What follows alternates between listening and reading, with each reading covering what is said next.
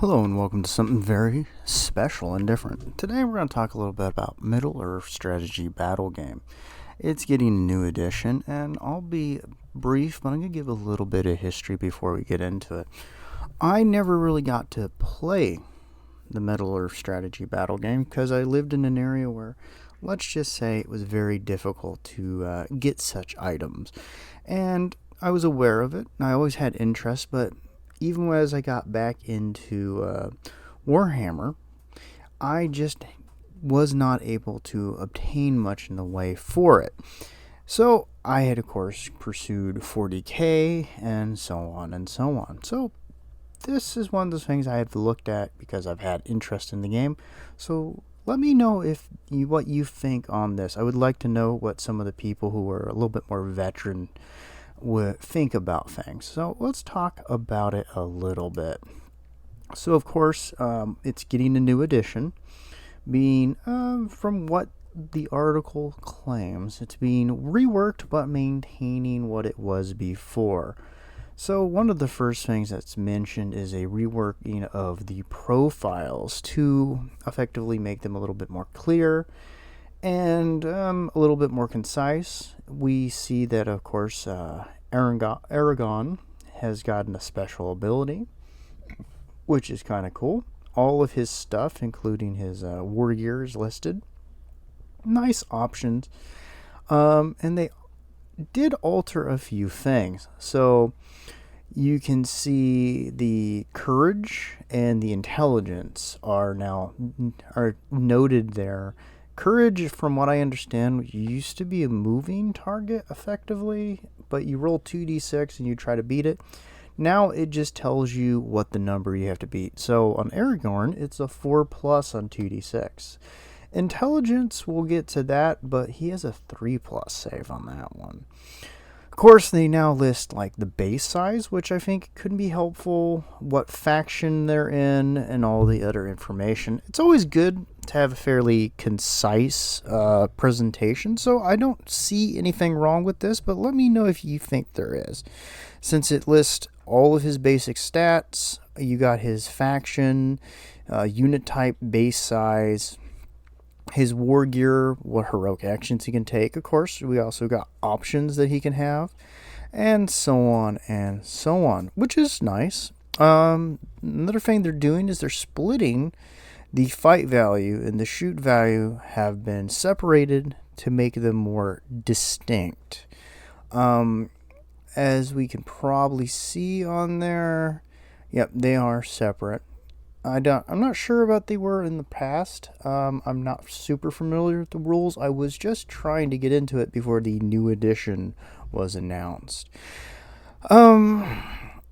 It's interesting that they put the intelligence in there. I'd like to know what people think that have been around for a while. I kind of like the idea of intelligent characters having the ability to take advantage of it for certain things.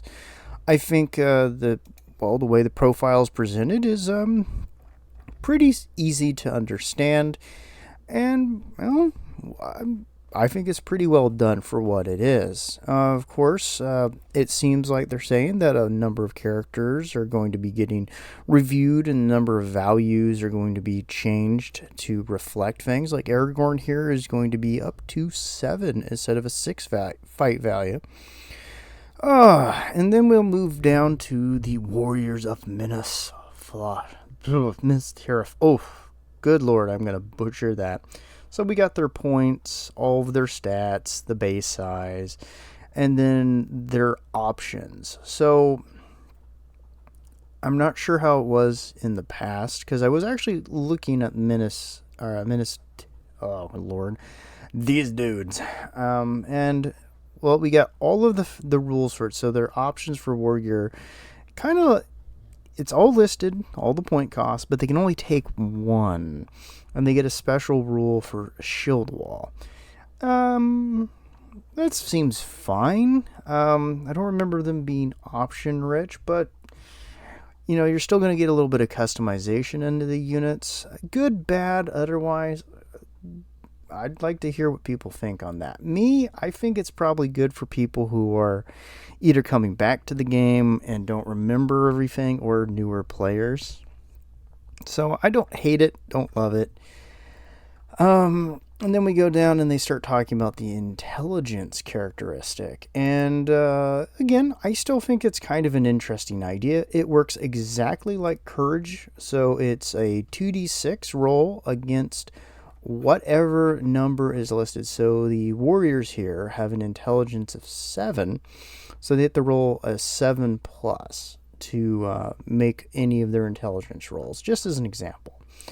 It's an interesting concept because they use the example of the ring bearer that's invisible and other abilities that they might actually get. Then we talk about the priority rolls, which they claim is the biggest change. We'll see, but for the moment, we'll take them at their word. Previously, whoever won the priority roll automatically had priority that turn, but winning that roll sometimes felt like losing. So they are going to, now if you win the priority roll, you may choose to take priority. So they made the change to either allow you to go first if you want, or to let your opponent go first. Well, that's not a bad change. It can be a little bit more into the strategic thinking. Now, one of the things I noticed was they posted this section in here called clearer, more consistent wording. Now, this I think is probably one of the better things. If you're going to do a cleanup edition or a new edition, what you want to do is you want to make sure you're as concise and direct as possible to make it easy for people to understand. So let's see. To read a little bit of it. This doesn't mean the rules have completely changed, just that the way they are presented has changed to add further, air quote, clarity in many of the areas of the battle game rules manual. So effectively, they're cleaning up the language to make it more concise, which is fine. Sometimes that's one problem when you have one edition versus another, is that the wording just kind of gets ported over, even though it might eventually or sometimes be misconstrued or conflict. You usually have to do a little bit of a cleanup in that regard.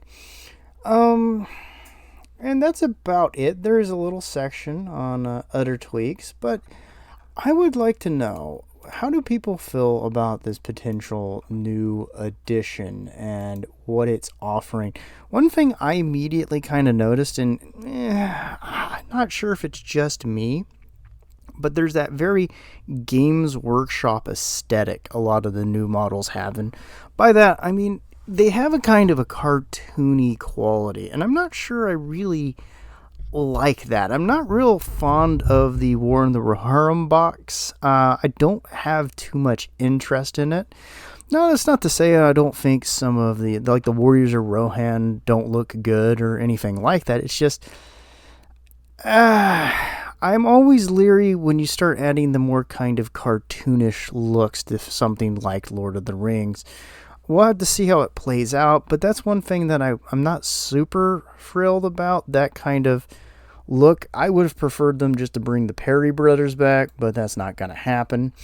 Beyond that, I'm not really that enthralled with the War of the Rohirrim series or what it's bringing to, air quote, the setting. So I'm not super enthralled with that box. But where would people suggest someone who's aware but not a master to look first?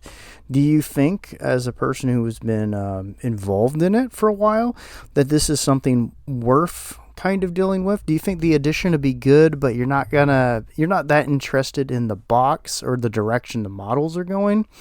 For me, I think the models are fine. It's just they very much have that Games Workshop aesthetic to them now, and I don't know, it kind of chaffs me in that regard. I do think a newer edition that cleans up some of the verbiage so that it's more clear, concise, and all that is a great idea. I think the profiles look nice, and I really like the idea of intelligence being brought in So you can do some nifty things with like really smart or clever characters. But I'm leery, especially after we had the model purges. So maybe that's just me, but I would like to hear some other people's thoughts on it, especially before I would dive into something like this, because I know there's a lot of printing out there, and it seems like Games Workshop deliberately targeted 3D printed armies that lean into the Middle Earth aesthetic. But hey, I don't know. For now, I'm not interested in the War of the Rohirrim, but I'm interested in Middle Earth. So let me know what you think, or if you have any suggestions or thoughts of your own, I'd love to actually hear them. Bye-bye for now.